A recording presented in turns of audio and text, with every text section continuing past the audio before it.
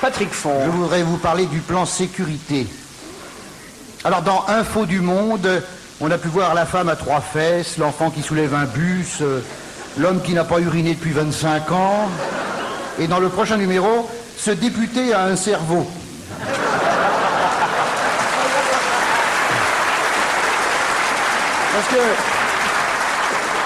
Parce que quand même, qu'est-ce que c'est que ces élus qui donnent l'autorisation de construire dans leur ville des immeubles farcis de bureaux, dessinés par des architectes qui se shootent à l'angle droit et dont le style annonce la décadence irrémédiable de l'architecture. C'est des mecs qui ont le bac C, 5 ans d'études dans le néocortex, et qui bâtissent des tas de merde à tiges métalliques.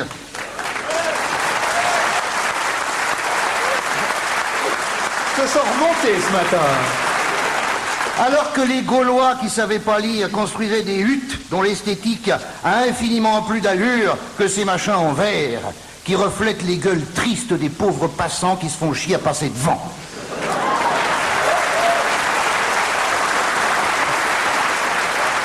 D'accord, ok, j'en conviens, on peut pas mettre des bureaux dans des huttes. Mais des bureaux pour faire quoi? Pour les louer à des bureaucrates qui ne les louent pas. Partout, il y a des panneaux. Alloué, alloué, alloué. 5000 mètres carrés de bureau, 1200 mètres carrés de bureau. Alloué, alloué, alloué. Et t'as les SDF qui font la queue devant ça. C'est un scandale. Oui, c'est un scandale.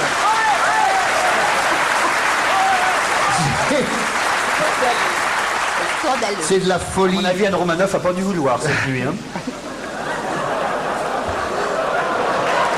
Justement, si. C'est de la folie, ou plutôt de la connerie, ce qui n'a rien à voir. Car les fous et les cons n'ont jamais fait bon ménage.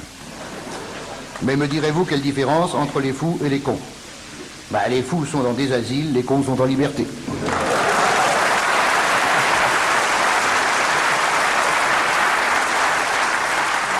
Pourquoi? C'est un problème de logement, car les cons sont infiniment plus nombreux que les fous. Logique. Logique.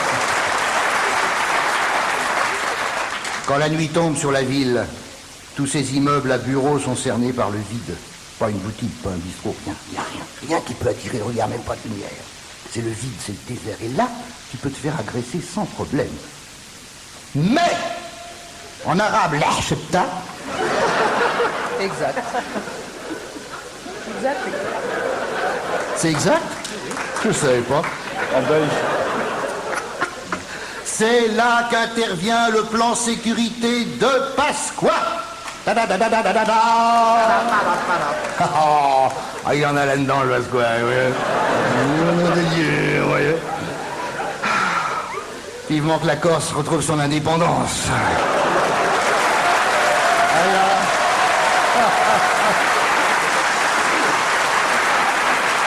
Le plan sécurité de Pasqua qui consiste à embaucher 5000 fonctionnaires de plus dans la police. À l'origine, il était question d'en héberger 2500. Mais, comme chacun se sert d'un doigt pour taper, il en faut 2 par machine à écrire.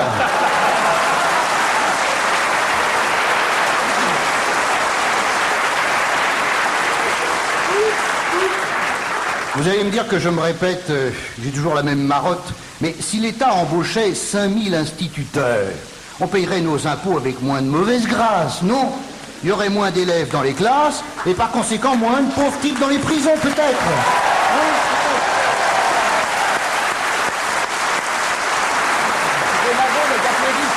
Non mais, ça c'est l'ancien instituteur qui parle, hein, c'est de la nostalgie. Et Pasqua ne s'arrête pas là, puisqu'il est question de disposer des caméras dans les rues. Bon, ça permettra à Daniel Gilbert de revenir sur l'écran.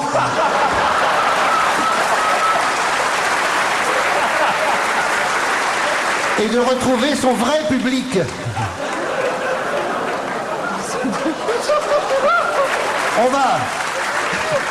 On va donc être surveillé par des caméras dont la vitesse de rotation est de 1 km à l'heure autour du socle. Donc il faut marcher doucement pour être bien filmé, hein. Attention, Les patineurs à roulettes qui arrachent les sacs des petites vieilles, c'est fini. Hein? Faut aller au Futuroscope. Pour piquer les sachets repas des enfants. Au Futuroscope, des enfants qu'on peut se procurer sur place. Enfin, des sachets repas qu'on peut... sur place, mais ne les bouffez pas. J'y ai goûté l'an dernier, je suis ressorti en luge.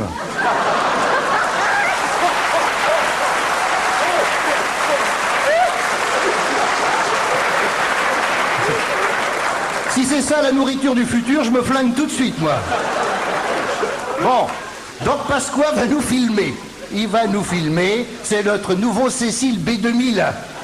Hein? On a le Sergio Leone qu'on peut. On va nous c'est Pasqua. C'est de la vidéosurveillance. Alors voici mon conseil. Les jours de manif, on s'habille tous pareil. On se met tous le même chapeau. On s'accroche un écriteau dans le dos avec cette inscription « Vidéo égale SS ». Bon dimanche.